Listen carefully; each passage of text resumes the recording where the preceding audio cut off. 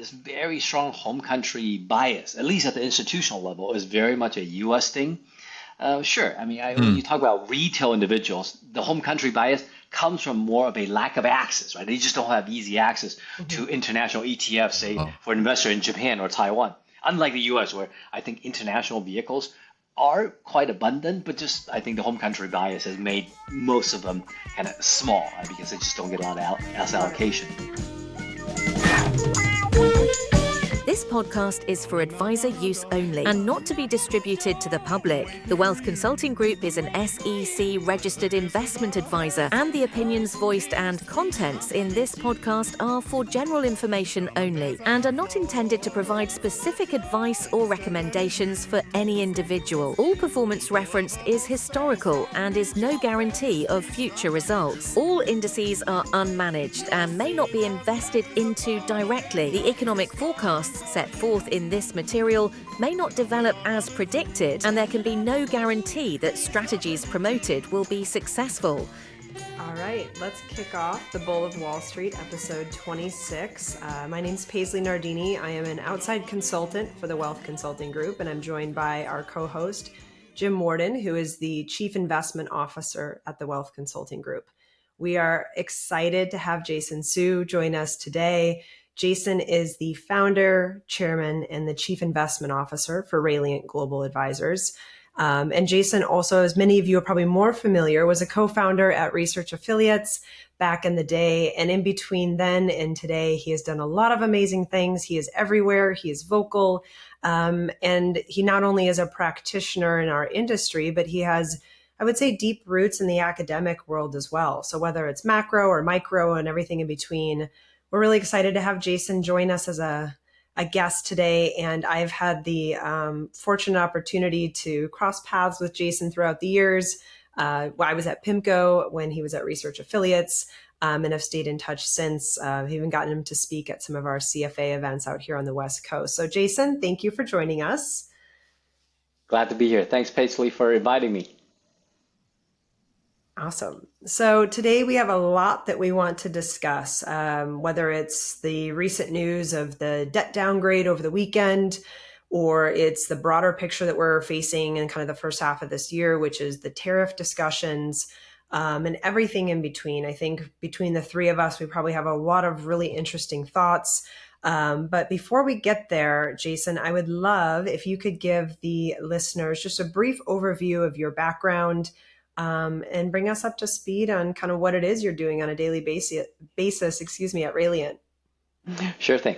So, Paisley, as you mentioned, I started off my career as an academic.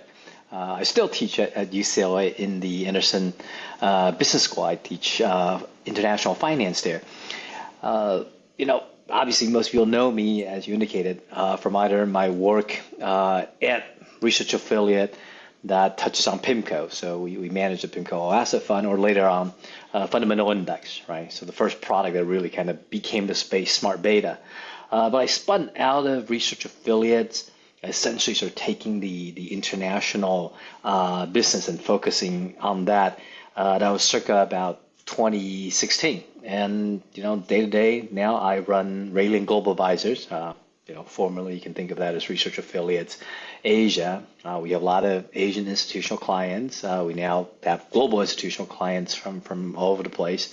But we have also invested significantly into the wealth space, converting our institutional strategies into active ETFs, smart beta ETFs, so that financial consumers, financial advisors, mass market consumers would also be able to consume our products. I still do a lot of research. I speak a lot, and I go on podcasts talking to wonderful people like Paisley, yourself, and Jim. That's wonderful. So maybe just to back up, can you share a little bit of the impetus on the launch of Rayliant Global Advisors as a spinoff of Research Affiliates, and kind of what became your focus then, starting, I think it was in 2018 or so that Rayliant launched, and how that kind of differentiated from the work that you had done at Research Affiliates for so many years? Yeah, so the work I did at Research Affiliates, very much smart beta, and of course, it was in the biggest asset class, U.S., and dominated by U.S. large cap. And I think most people are not wrong today to use sort of the Vanguard or the iShares S&P 500 index fund because it's a very efficient space, right? You have all these research that says no one has consistently outperformed, and we're not surprised, right? Market efficiency means all the information, all the smart people are basically competed out all the information, all the advantage, and you can beat the market index. So for an active manager, for someone whose passion is doing research, understanding how financial markets work, understand whether behavioral bias can translate into long-term sustainable alpha and so on and so forth, right? You need to go to a place where that actually matters, right? Because so when you look at the U.S. data and studies, behavioral biases, well, that's in the past, that's in the 60s, right? That's borderline still there in the 80s, but that's probably not there. So you want to study something that still is in effect. And so going international, I think outside the U.S., many other international markets, say Japan, would be significantly less efficient. Going to emerging markets, right, where you got India, you got Taiwan, Korea, China, significantly less efficient. It's almost entirely retail. And those are markets where I think the quantitative research can still consistently print alpha and drive value for the end investor. So that's really the genesis behind spinning off from research affiliates to form Rayliant Global Advisors, is to go to markets that are significantly more inefficient and create products that would generate alpha in those markets. So that's interesting. I think with the backdrop of all of the discussion around is U.S. exceptionalism over, at least for the time being, I would say you probably had a bit of a first mover advantage, just given your background, to think about starting this business and think about the opportunities that exist abroad. So not to just get right to the meat of it here, but what are your thoughts as it relates to opportunities in U.S. or in non-U.S. assets abroad? And I'm sure between Jim and myself, we'll want to dig into your thoughts specifically on China and whether that opportunity from a U.S. allocator perspective is apparent today. Because I have a lot of thoughts too, just on fiscal spending. But you and I have actually had interesting conversations kind of behind the scenes on what actually is going on, boots on the ground, and your thoughts, which I know are quite strong. So we'd just love to hear kind of bigger picture thoughts on where we stand from this U.S. exceptionalism narrative. And then maybe we can dig into kind of Asia regions more broadly. I would say, in some ways, U.S. is exceptional, right? You look at how big the U.S. economy is, and how fast it can still grow while it is so big, right? And it's actually going fairly fast. So when you look at corporate earnings growth, when you look at how well the stock market is doing. So there is something to be said that U.S. is quite exceptional. So I think unlike some asset allocator who is maybe trying to time a global super cycle and say, hey, the U.S. is sunsetting the way the British Empire sunsetted and now it's the rise of Asia. I tend to think of allocating to international markets and specifically maybe EM, maybe Asia, as first of all, most investors maybe, have too much of a home country bias, right? You have too much of a good thing, right? U.S. is a wonderful asset class in your allocation, but it shouldn't be all of your equity allocation, right? Diversification is still that wonderful free lunch. You should have, some of that whenever you can. And so, my perspective is about you're probably too concentrated in the U.S. in the same way that you might say, hey, people are today too concentrated in 7 stocks in S&P 500, right? There are other 493 stocks that are quite wonderful. So, maybe give them some weight. And that's how I see global markets. That's how I see EM. Sorry, I just want to pause because I've always wondered, do you see that same home country bias for your clients that are based in Asia or China in particular? No. So, when I'm in Europe, when I'm in Asia, generally there is a belief that their markets is too small and they're thinking, how do I get access to the U.S., right? How do I get access to other things, right? I think, a lot of investors in Asia very much have I want to allocate to the global economy. I want to allocate to something that's different from what I already have. So I would say this very strong home country bias, at least at the institutional level, is very much a U.S. thing.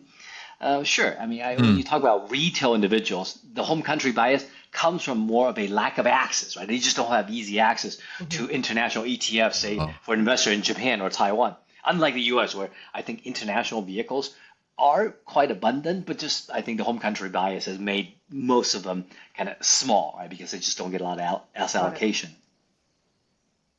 So I've got a question on that, Jason. So when we look at something like the All Country World Index, and I mean, it floats around, it changes, and I don't know, it's probably like 60% US, 40% international. But then when we look at our clients, and not just our clients, but we talk to large institutions, and we kind of try to figure out like what's everyone else doing, right? For US versus international. And it feels like most people are kind of in the 20 to maybe 30%, 25%. Do you think that gap ever closes? Or does it ever minimize? Or like, are people just going to persistently over-own the US versus kind of market cap weighting? Curious what your thoughts are. I think we may be, we may be at the precipice of a change. And it's not that people are particularly forward-looking. A lot of financial advisors would love to be forward-looking, but their clients don't let them because, let's face it, right? Most investors are performance chasing. If US has had the best performance, you're going to see money go that way. You're going to see investors only interested in advisor allocating to what is comfortable, right? The stock that's gone up. But as we now are seeing developed markets, ex-US doing well, right? I think Europe has outperformed the US more recently. You've seen Japan, had that massive outperformance when you add back the currency movement as well more recently. I think China has outperformed the US year to date this year as well. And I think EM has had actually a string of good years, which is, a break from its abysmal history, right? I think people are going to react to that. Now, I think there's probably quite a bit left because I do expect a sort of secular outperformance of at least EM and Asia secular outperformance against the US. So, as we see performance leading to performance chasing, but as long as the performance is more, secular rather than short-term cyclical, that rotation might still produce enough for the investors. That's interesting. So maybe back to then the question on, let's just dig into China in particular, because I know you have thoughts there. There's been a lot of activity over the last 12 or so months from the government in China with fiscal stimulus, which provides these really short-term boosts to the stock market that just generally fade out. So if you think about the backdrop of overall declining growth in China, we're no longer clipping a 10% GDP figure in China. Yep. We're more in like the low, mid-single digits. So is this fiscal stimulus enough to make this an attractive investment opportunity for a US allocator? And then that's kind of the first part of the question. Then we overlay that with the recent news of tariffs. And so we can start to maybe go down that path as well. But as it relates to China, like from an investment perspective, where is the opportunity coming from? Like, what's the investment thesis today for US allocators? Yeah. So when I look at anything sort of that's allocating away from the US, I think is it cheaper than the US?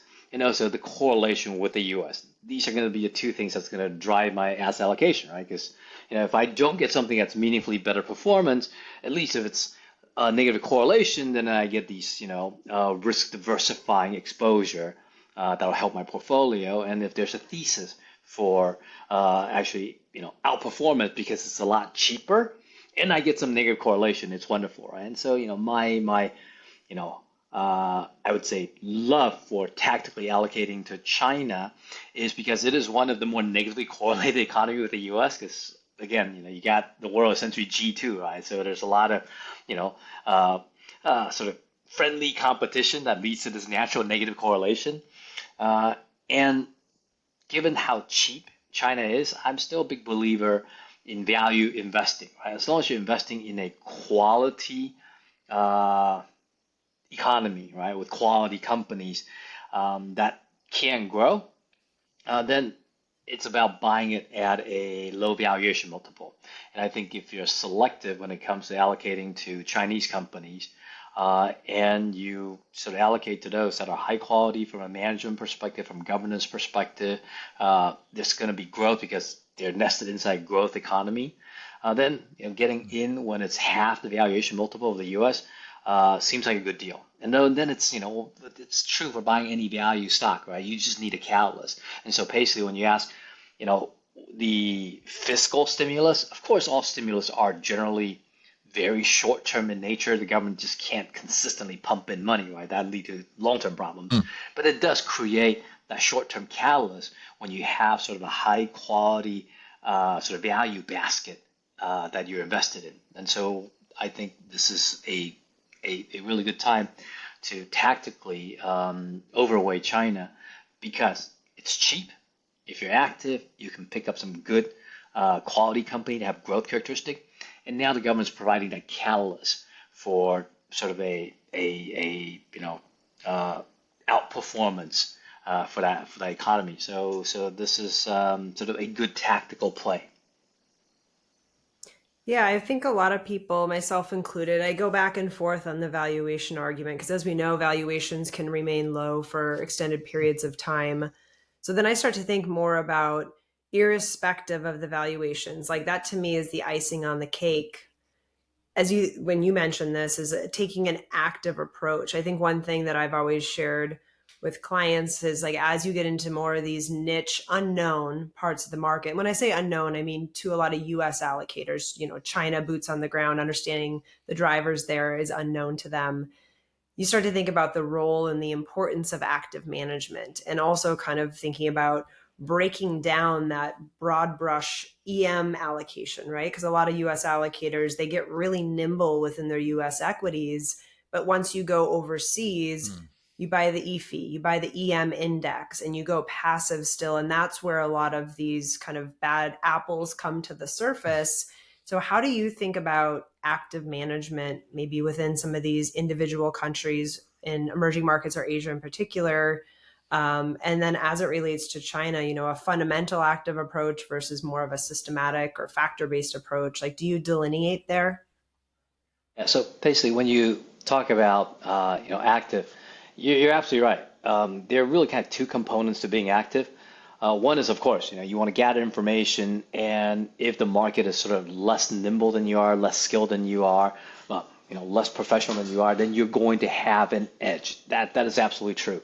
And there's also a feature of being active, which is to understand the index itself. Because sometimes the index itself gets so concentrated, so that can be the case with kind of U.S. indexes. They're very concentrated, so they're not great quality in that sense.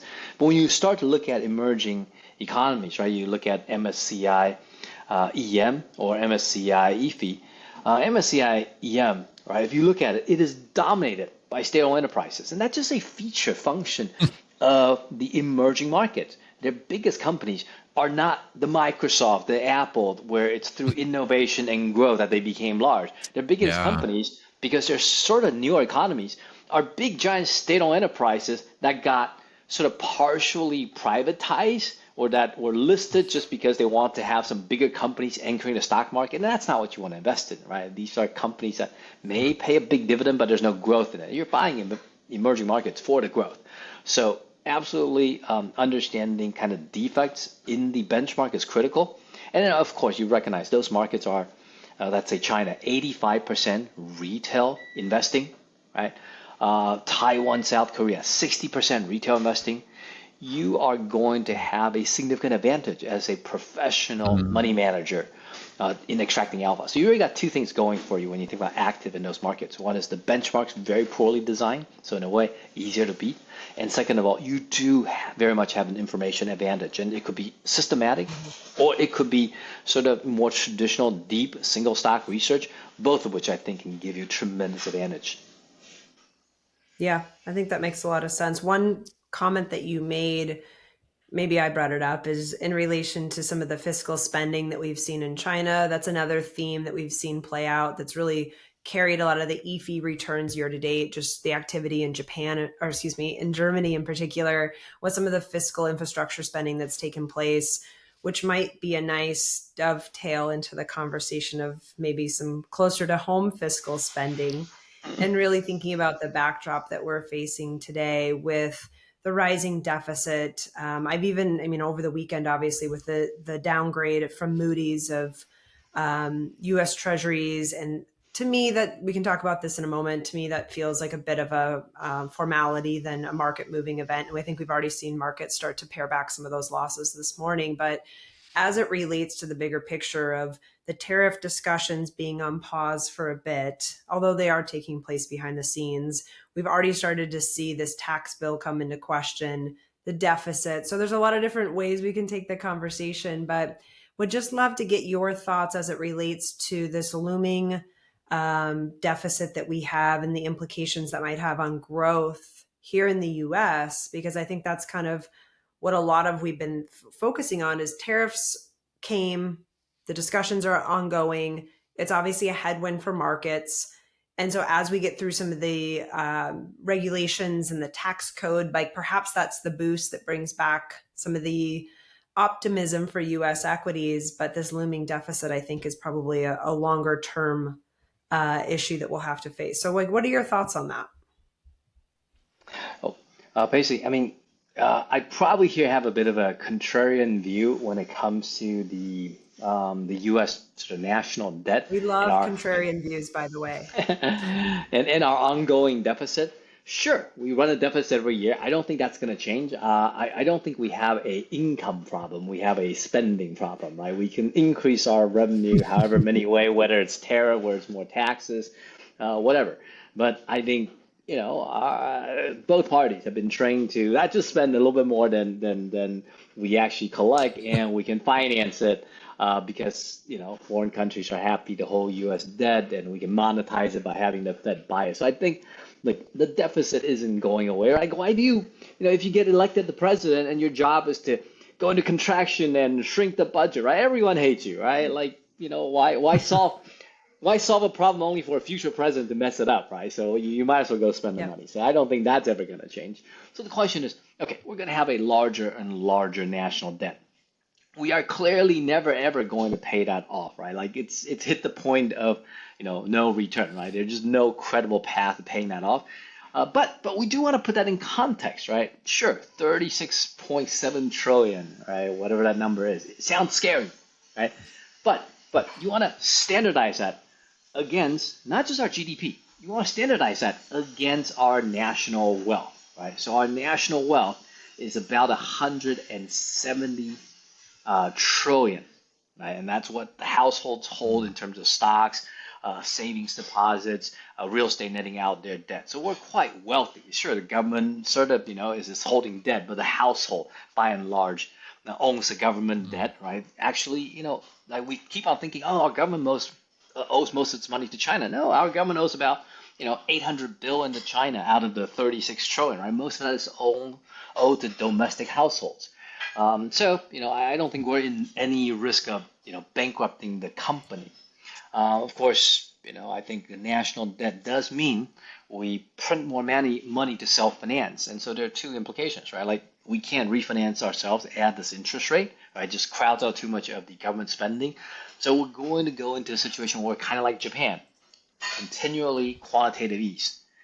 And we are going to go into a situation because we're quantitative easing, the currency is going to be weak. Now that's against the backdrop of everyone else is quantitatively easing, right? You got Japan, you got Europe. So it might look comparatively, our currency is doing fine, but versus gold, versus your consumer goods, you're going to see a accelerated erosion in U.S. currency value. Interesting. And so what are your thoughts on the whole tariffs, inflation, like where does, because I mean, I'm kind of view that as kind of a one-time tax, but then, if there's, certain products where demand is inelastic and if people have to buy that, then like, then there's inflation. So, I mean, what do you see as the end game with kind of the trade issue going on? Well, we have a related issue, Jim, that you're talking about, and these two are often conflated. But because it gets conflated so much, I think it's good to talk about it, which is, we also have a massive trade deficit, right? You kind of got the government deficit, you got the trade deficit, and it seems like, this twin deficits are sort of, one of the same, but they're actually quite different, of course. They are all spending more than you make. But if you think about our trade deficit, right, the best way to understand it is our trade deficit is not like, okay, Americans are producing milk and Chinese are producing eggs, and we sell the milk, they sell us egg, and we have a great breakfast, right? And then we have a deficit when we buy a lot of eggs from the Chinese, and the Chinese don't buy milk from us, and we feel that's unfair trade. That's not what it all happens, right? Like the U.S. doesn't make anything, right? Like China raises cows and chickens to produce milk and egg, and we print money and send digital money over and get eggs and milk in return, right? Like this is a famous saying in macroeconomics: we print, they sweat, right? So it's a pretty good deal.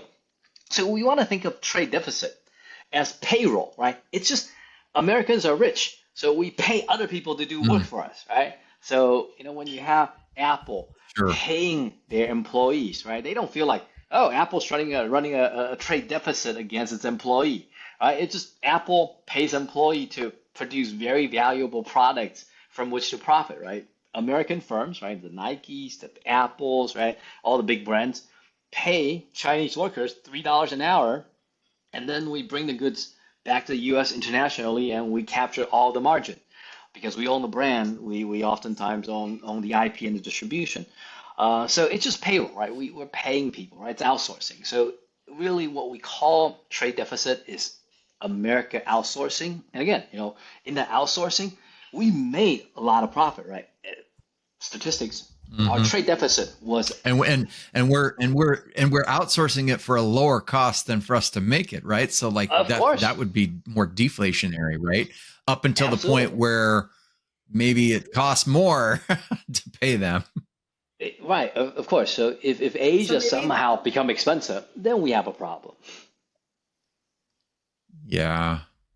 So then if one of Besant's, like his 3-3-3 plan is to get the deficit down to 3% of GDP. It sounds like you believe that's unachievable, just given the continued spending and kind of what we're looking at for perpetual kind of overhang from the deficit. Is that fair? Well, so I would say, both the trade deficit going away, I think is not achievable. And as I already mentioned, the other deficit, which is the government spending deficit, going away is also not possible, right? One is purely political, right? Our government is just not going to reduce its spending habit. So that spending deficit is always going to be there. And as long as the Fed will always be accommodating to support any, excess government auction that foreigners won't buy, the federal deficit will never go away. And the trade deficit, it's just not actually even desirable, right? If we outsource less, right, who's going to do the work? Well, we're outsourcing because we have a sub 4% unemployment, right? We have 500,000 manufacturing jobs that we can't fill because there aren't enough engineers, right? We got Taiwan to build this giant semiconductor factory in Arizona. And we discover we can't get engineers in the U.S. to work, horrible 80-hour clean fab work. So we have to now give out, green cards to Taiwanese engineers to come to Arizona. We just don't have enough people to do all the work we need done. So, bringing jobs back to shrink the trade deficit, basically reducing outsourcing, not possible, right? Unless you want American companies to produce less and make less money. And I don't think we want that. Interesting. So Jason, is that more a skills problem? We just don't have the skills, right? Well, I don't think to bring in all those jobs. I mean, there's a bunch of people that are. Oh, okay, I'm sorry. No, go ahead. I mean, Jim. I think you're probably pointing to, clearly there are people who would love to have great engineering jobs, right?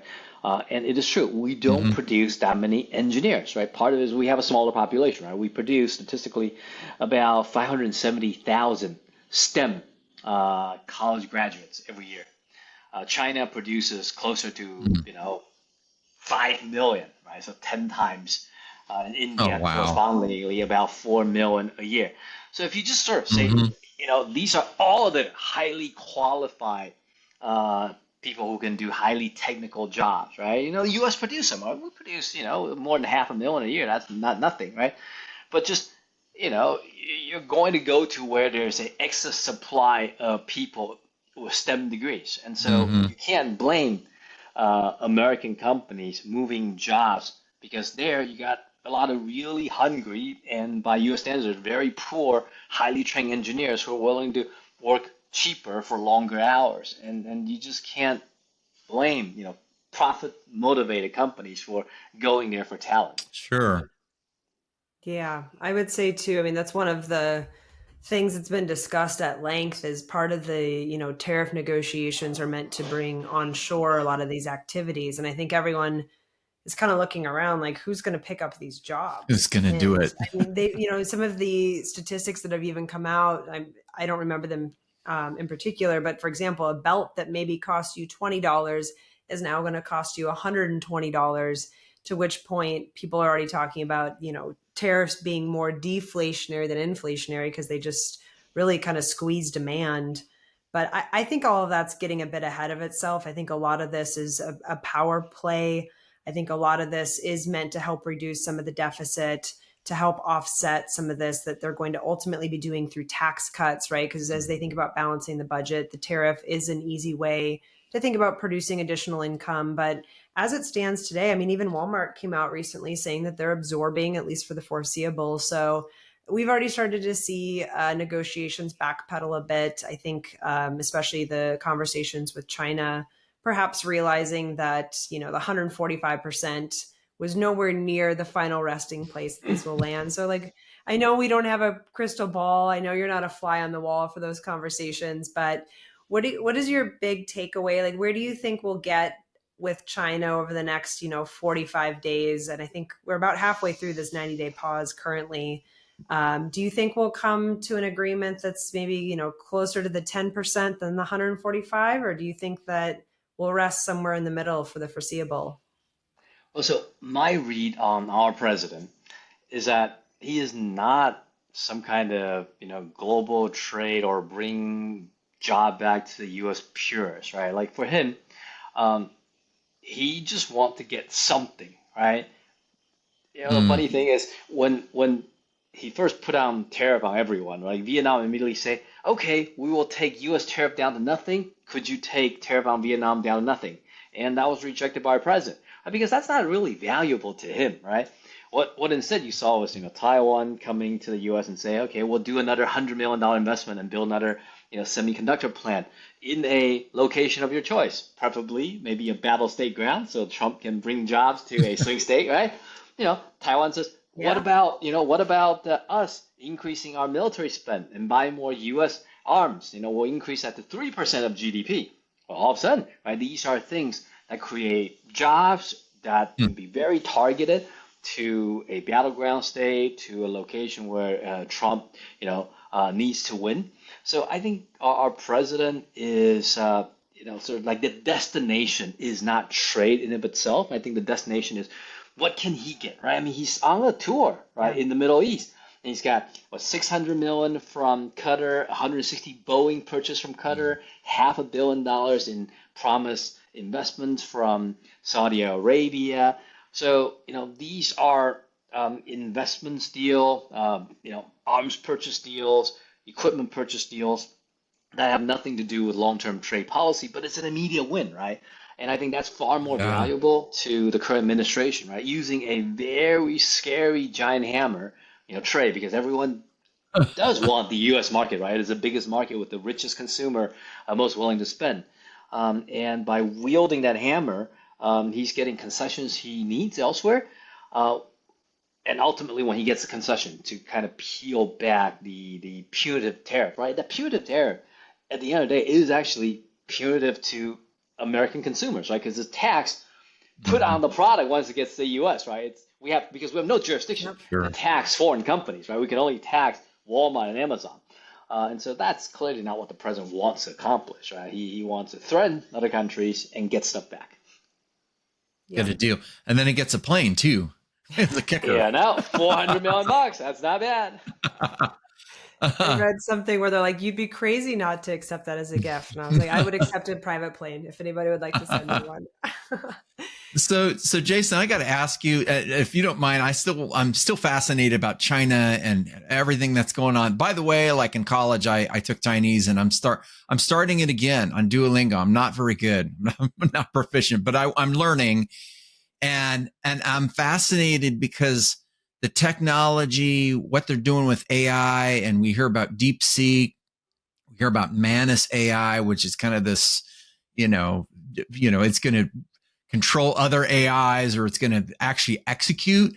But then I'm looking at, what is this BYD, the electric car, and the fact that they're being able to charge a full battery electric car in 5 minutes, that just seems amazing. And then they're working on batteries that are not lithium.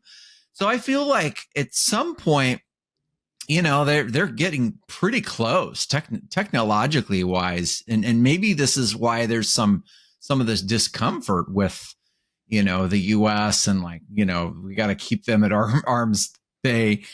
What do you think? I mean, do they catch up? Do they pass us? And does the US ultimately say, let's work together and let's try to work things out? I mean, that would be for me, best case scenario. Yeah. So Jim, I think there are two sort of mental models that we Americans use for China, and both are incorrect, and both are, as a result, then really counterproductive, right? There's one mental image that we use, which is, China is dirty, backward, and there's no creativity, no originality, and they're just sort of poor, and everything there is sort of stolen and ripped off, right? And then there's another mental model that is like U.S. is head-on competing with China, and this is a scary competitor, and we must prevent China from rising and advancing because it's a zero-sum world, and we don't want to compete against it. Both are wrong, because China today, of course, is obviously very, very advanced, right? If you go and visit China, you'll realize there are many things that we actually don't have, and that's just because, look, if you start in the smartphone age, right? Like your economy sort of built around that. You don't have legacy issues to deal with. You don't have to rip anything off, right? So they grow and advance faster, right? Just because of where they started. But China doesn't compete with the U.S. That is the biggest mystery, right? China competes with Taiwan and South Korea and Japan and India, right? They compete against each other to get, factory orders and outsourcing work from the U.S. In some ways, when you say we should work more, U.S. and China work a lot together, right? U.S. and Asia work a lot together, right? Because you want to think of the U.S. as the scientists, right? I think that is the best analogy. We are the scientists. But scientists don't make money, right? Scientists only make money if our great ideas are then handed off to engineers, right? Where engineering is done to cost down, increase, sort of production quality and mass produce.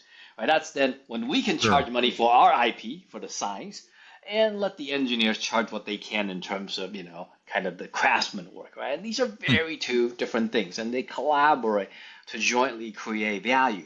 And the reason why U.S. has largely extracted the bulk of the value by being the scientist is, there are fewer scientists, and this is not because U.S. is special and different. Sort of we're on that growth curve, right? And there are a lot more engineers, right? Most of Asia, right? I just told you, China has 5 million STEM a year, right? India, 4 million, right? So that means they're producing a lot of engineers, right? So that's very crowded. And so because oversupply of engineers, they compete away their profit, and that profit actually goes to the scientists. So we don't actually compete with Asia. We should be super happy that when we say make an iPhone, they go make, batteries that last longer and are less polluting. And when we say EV, right, they go make an EV that you can charge in half an hour and run, 800 miles. So, I think we've always worked well together. What is the danger is we stop seeing that model and start thinking there's a competition model going on. And I think that would be quite harmful. Interesting. So maybe kind of zooming out a little bit, Sounds like you're pretty bullish on China as an opportunity, tactically, especially. And if you're thinking about, like, a lot of our listeners are probably in the position that they have multi-asset portfolios, they're US based investors, they're thinking about where to allocate their next, dollar of portfolio or dollar of capital, just given the current opportunity set. In particular, I mean, there's so much uncertainty that this is an environment where diversification can be your best friend. And we have seen that play out this year. But what are you seeing from an opportunity standpoint, maybe beyond just like the US versus China equity conversation, as it relates to fixed income, as it relates to alts, whether it's factors or fundamental? Where are you excited for the next 6 to 12 months from a portfolio perspective? Yeah, so I like Asia, and so this will be developed plus emerging Asia probably the most. And part of that is the last time you had Asia meaningfully outperform the US was from 2000 through to 2010. There was a decade where the average outperformance was closer to 9%, right? And then we haven't seen that for the next 15 years. What drove that outperformance? It was really after the internet bubble collapsed and like the true internet growth, really kind of kicked into gear. It was a deployment of hardware, right? Like, all the different data centers are being built. Every home has to buy a router, a modem, and fiber optics being drawn everywhere. We're wiring the world, right? We're building the internet superhighway so that these, very bandwidth hungry apps could actually run. We're redoing that again, right? We're rewiring the world, new data center, new super server architecture. Everyone's got to get new equipment once we all start to train our own localized AI agent, customized to our kind of own style, our own data set. So all the hardware has to get rebought and redeployed. And Asia is hardware, right?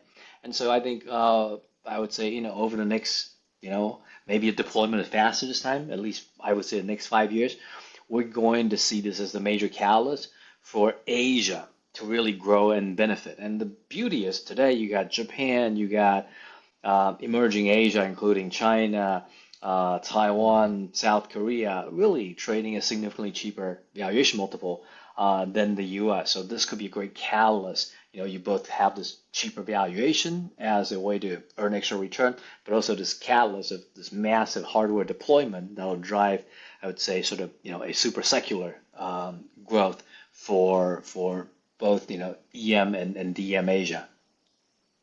Quick question on that, actually. I think a headline came out over the weekend that the Prime Minister of Japan stated that their fiscal situation was more dire than Greece, or at least in line with Greece, perhaps. I would imagine that was more back to the early 2010s Greece, maybe not currently. Do you have any thoughts on that? I haven't read much into it, but I think Japan has been one of these kind of behind the curtain or behind the scenes catalysts that's starting to bubble to the surface just with the movement that we've seen there in rates. Do you have any explicit thoughts on kind of Japan as a standalone? Yeah, so I actually quite like Japan, right? The current prime minister notwithstanding, because clearly it's completely a nonsensical comparison, right? Sure, right? The Japanese government owes a lot of money, right? It has spent, over the last 30 years constantly trying to stimulate the economy, right? But Japan can print the yen, right? Unlike Greece, which can't print the euro, right? Greece has always to beg Germany, right, to print some euro and lend it to Greece. And if Germany's not in the mood to do it, right, then Greece is kind of screwed. Right? Japan doesn't have that problem, right? So to say it has that same dire fiscal issue, I think is nonsensical. The reason I like Japan is Japan has sort of lost 30 years, right? There's 30 years of zero inflation, zero consumer spending. And then it changed, right? Like 30 years, why is that sort of magical? Well, most of our mortgage is 30 years, right? So 30 years ago, Japan went into the world's largest real estate bubble, and everyone bought real estate, except unlike Californians who can sort of, just stop paying mortgage and let the bank deal with it, right? In Japan, no, you're just stuck with it, right? We can do that. Jim and I are like, wait, we don't have to pay our mortgage? And so in Japan, you have to pay it off, right? And so basically for 30 years, Japanese households have been trying to make mortgage payment. Even if they're late on it, right, they just have to make good on it. And so they have no disposable income. After 30 years, they finally service their debt, right? They own all the speculative real estate that they bought or their own real estate, and they now have a massive disposable income and they own their homes, free and clear. And that changes psychology and changes behavior, right? Your disposable income also jump, right? And you don't feel in debt. And that's why you're starting to see this consumer growth that the government could not ever stimulate, and that then allows the government to do one thing that they couldn't do before, right? Because most of Japanese mortgage is floating, right? U.S. with fixed mortgage is actually quite rare. So the Japanese government had to keep rate abysmally low not to create additional interest rate burden. So it can finally now raise interest rate. And what's the beauty of raising interest rate for the Japanese? They don't have credit card debt, right? They have a lot of savings now. And you raise interest rate, and Japanese don't spend their principal. They only spend their income. So if you didn't give them interest rate, they just spend nothing. Now you give them interest rate, they want to spend that income. And that's a second sort of win behind the sale in terms of driving consumption growth. So we're going to continue to see consumption growth in Japan that's driving healthy inflation that allows a healthy return on invested capital in bank CD. That will then become a virtuous cycle in terms of consumer spending. So I actually quite like Japan, despite what the Prime Minister has to say. Interesting. I also thought it was interesting too. I mean, you don't often see leaders of large nations come out and air their dirty laundry. So I thought it was interesting that he would have said something so negative outwardly. Maybe he's trying to signal to President Trump. It's like, don't squeeze me anymore. I have no money to give. Yeah, for sure. Hey, I've got a question, Jason, on you talked about Asia and the hardware, and we get all this hardware, and it's true. We're still getting it from there. And we have all this money. I think it's like $1 trillion in estimated spending for AI. And, some of that probably goes to energy and, energy companies, that need to support that. Where do you see the kind of the cycle, the hardware cycle kind of, hit a peak and then it slows down? I mean, how much longer can this go? I mean, I look at the data and I talk to other people and it seems like we can keep going another few years, but yeah. I don't know, and I don't know if you're going to see that with Taiwan Semi and some of these companies, they start paring back and NVIDIA starts paring back. We get more efficient, right? The DeepSeek moment was like I feel like a really efficiency moment, but where do you see that build out kind of slow down? I think it'll keep going for a while. Certainly, yes. The software algorithm is constantly improving. And we had that with the sort of the internet revolution as well, right? Like, the sure. encryption, the way in which we are just a lot more efficient at sort of transmitting large files. And that'll, of course, I think on the AI side be the same, right? It'll just take less computational power to train. We're going to get smarter in terms of, concatenating the training, not sort of retraining over the same large data set again. So that is all true. But we're just at kind of the start of it, right? I think of this as, if it's a 9-inning baseball game, right? We're probably inning 1, maybe inning 2, because ultimately, right, it's sort of deploying this to every businesses, to every household. That is kind of the wholesale change in hardware that we're talking about. And right now, and it's every industry. Unlike the tech bubble, it was just some places. Now I feel like it's everywhere. Yeah, and it's like eventually internet and searching, right, has become everything, right? Like there's not a single professional who doesn't spend his day Googling for information. At some point, I think all of us are going to be sort of constantly training a number of special help. I think of the Jarvis, right? That's tailored to do our task. That's tailored to our proprietary data, right? Because you wouldn't want to, because today, right, whatever you're training, right, that's all being sent back to, Meta. That's all being sent back to OpenAI. So they're using your training to augment their training, right? At some point, you're going to say, well, that's proprietary. That's my competitive edge, right? Businesses are going to think that way. Individuals are going to feel that way. And that means all the training occurs on your side. That's a lot more hardware, Interesting.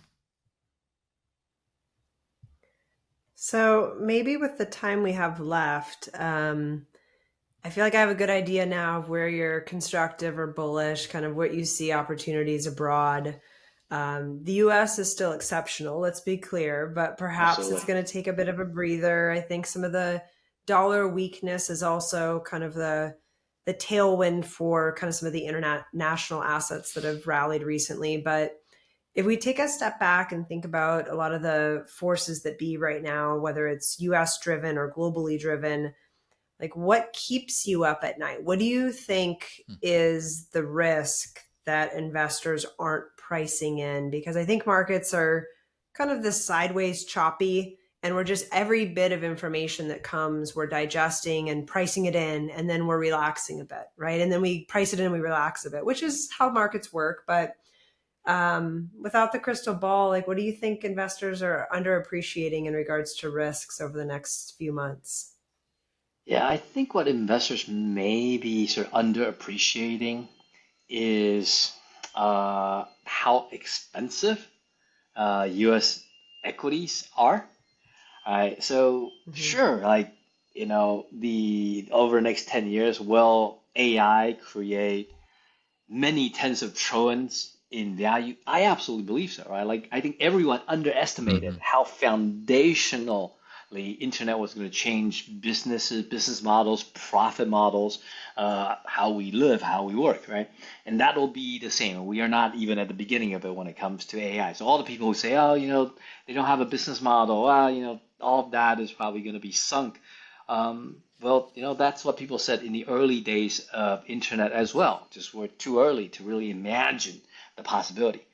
But because it's the second time around, people are more willing to believe that. But I think the risk is we should Hmm. remember the first wave of the internet, like basically you were the one who paid for the internet superhighway, but you didn't see any of it in return, right? It was the second wave, right? Like, Yahoo was the first search engine. It was like fourth search engine later that Google owns, the entire search space. And it was Hmm. largely the same for the internet. So I would say we probably don't even know who the next Amazon and Google Yeah. equivalent of the AI world, right? Is it open AI? Not necessarily, right? Is it DeepSeek? Not necessarily.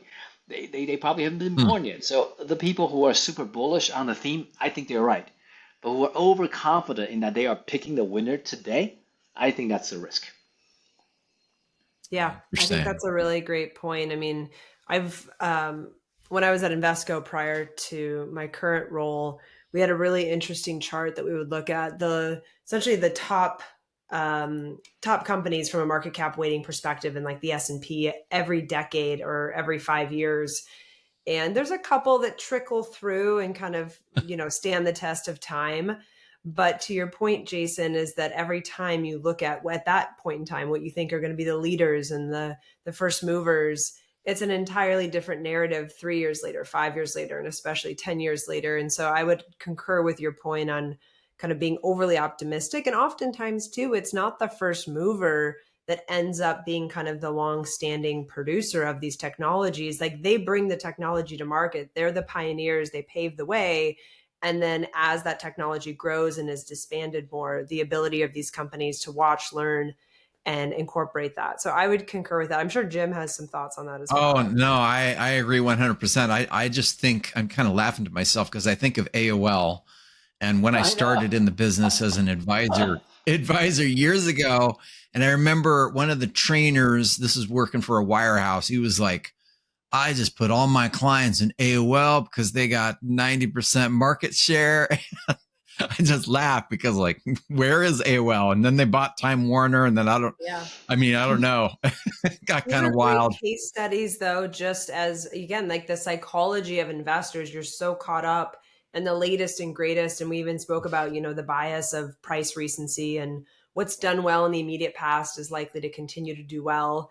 There is some truth to that. But to your point, Jim, is some of these companies that are no longer even around in their original form, it's just a good reminder to investors to stay calm, look at the bigger picture, understand that for equity markets to continue to move higher, there has to be Yeah. growth and innovation. And the only way you get that is new technologies, new companies. And it's not what we're looking at today. So yeah, it's fascinating. Well, and some of these smaller companies that are like Quantum, like, we own one of them. And by the way we invest, Jason, we've like very focused on risk management. So we don't let the position sizes get really big. So we like some of the Mag 7 names, but we don't own a whole lot as a percentage, of the index. But you just don't know. You don't know where these names are going to be. And I mean, we have a multi-factor model. It's not probably the same as yours, but it's, we include things like quality, value, momentum, volatility, but we also add trend in there. Cause I'm a CMT. And so I do some technical, work in addition to, the fundamental CFA type work, and there's value there. But, Absolutely. yeah, I just think it's interesting. What were you going to say, Jason? Now, I was going to say, I'm a big believer in trend as well, in the sense that, trend really kind of decompose and match to essentially, retail investors' fondness of taking profits, right? And so the reason trend keeps going is because too many people don't realize what a good thing they have, and they take profits too early and then regret and jump back in. And Yeah. that's usually what drives a trend. Yeah. Yeah. So Well, and like we look at, different types of trend. We look at some of these that are like boring, stable trend companies that have, and that's almost more similar to low volatility, low beta companies, but it's a stable trend, stable dividends. And then you get those trend reversals where like everything was just really, really going bad. Like it was a downtrend, a turnaround, the quality start, and then you get quality and momentum and trend and value all kind of working together. So So just looking at the clock, the time has actually gone by very quickly, which I guess is good. We've been engaged in conversation, but maybe just as like some last bit of conversation here, Jason, over the next couple months, like what are you working on? What's exciting, like personal or professional?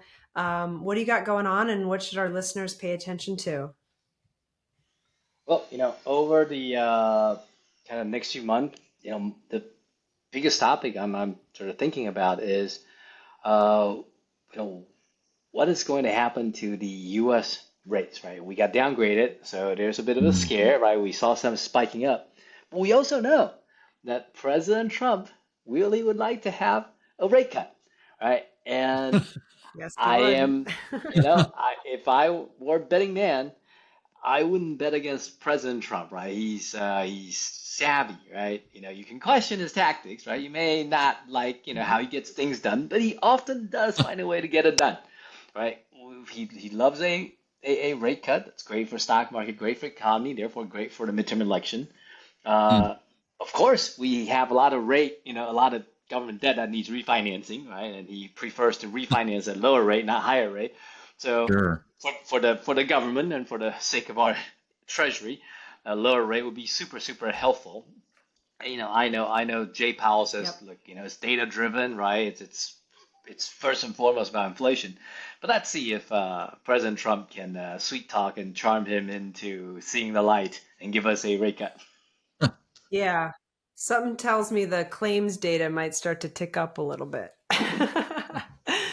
But it is. I think the threshold or the sensitivity that perhaps the Fed may have had in the past to drive rate cuts maybe is less, or less of a barrier to start cutting rates, just given some of those external pressures. It has been interesting though, watching the expectations for rate cuts over the last 12 to 18 months. At one point we were up to 8 rate cuts, I we know. were down to 1, now we're back up to 2 or 3.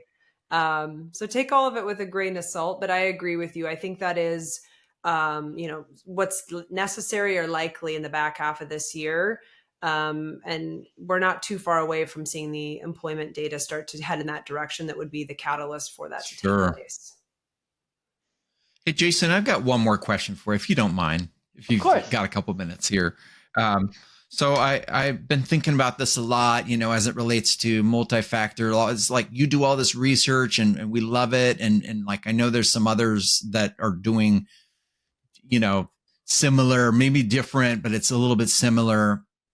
And I was just thinking of something that, the folks over at AQR were talking about using AI in some of these models that normally, if you're going to look at it from an academic perspective and analyzing, you don't want to relax the parameters. You want to keep the parameters fairly, constrained. And they kind of did a 180 on that. And they said, because of the power of AI, we can actually have like unlimited parameters. And so I don't know I don't know what your thoughts are on that. I don't know if we can discover new factors or if there's just better ways of managing risk with portfolios, or maybe the factor weights change more dynamically. I'm just curious what your thinking is on that.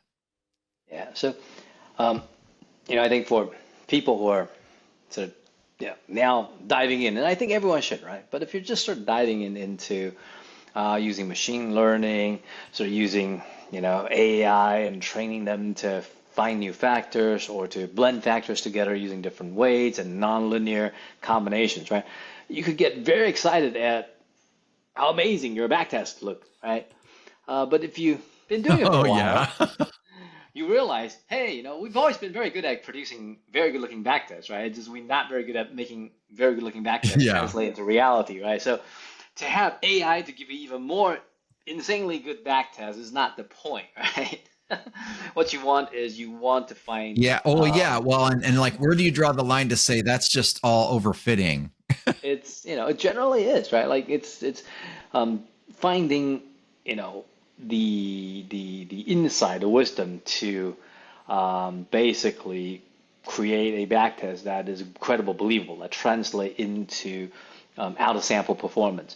So I would say people who are spending time to make their backtest more credible, and by that it usually means make your backtest less appealing, less attractive. So you are going to have big drawdowns. So you are going to have, Sharp ratios are nice, but that's not sort of juicy, and that doesn't look like some kind of weird free arbitrage, right? I think so. A lot of wisdom or sanity goes into writing sort of robustness check to make sure that your backtests just aren't stupidly good, right? And then that takes experience because at the end of the day, like the market's fairly efficient, right? Like AI isn't going to somehow turn an efficient market into inefficient market, right? I often tell my students, if you apply AI to the U.S. large cap market space, right? What it should tell you is not that there's an amazing way to make free money. What it should tell you is, index to S&P 500, it's pretty good, right? That would be the right AI answer. Not that magically you can now have alpha just because you use AI. Yeah, no, that's fascinating. Well, and there's all those like persistence and, like you don't want to have a factor that works for, a month and then it never works after that, right? Yeah. Yeah. Great. Well, that's very all good. I have. Anything else, Jim, from you? No, I think you covered it. This has been fantastic. Oh, I guess one final question, like your thoughts on buffered ETFs, because I know there's a little bit of a debate there between, are they good? Are they bad? Do they work? I mean, just wanted to get your opinion on it. Yeah, I think, all tools are not, there's no good or bad per se, right? It's just, do you understand what it does? And are you using it correctly? And I think for an advisor, right? Yeah. There are clients where the buffer tool, funds, ETFs are right. Just like, a lot of people give structured products a bad name, anything that gets structured, maybe more fees. But for some clients, it is the right solution, just given their risk preference, their sophistication. Yeah. So it's just a matter of clear and clean disclosure, understanding your client needs, making sure he understands, hey, look, you want something more complicated. There's more fees in it, but it could get you the right outcome because to get that right outcome yourself, it'd be very expensive anyways. So it's just making sure people understand what they're buying and you're using it correctly. Okay. I feel like that applies to so many other things. Paisley and I talked about alternatives last episode, and like just for the clients, not just the clients, but the advisors to understand that. understanding like why you would use it, why you would not use it is How so it works, important. when to utilize it. Yeah, I was on CNBC earlier today talking about alternatives and just the educational gap. Although some of these buffered products are perhaps more familiar than, say, managed futures to a lot of advisors, there is, this desire for specific outcomes. And I think that's where if the advisor and the clients understand what it's intended to do and then it Sure. delivers on that, I think that's a win-win. Great. Well, thank you so much, Jason, for joining Jim and I today on episode 26 of The Bull of Wall Street. Very fortunate to have you and your experience to share with our listeners. And with that, thank you guys all for listening. Yes. Thank you so much, Jason. Hers and his, three's company too. Come and dance on our floor. Take a step that is new.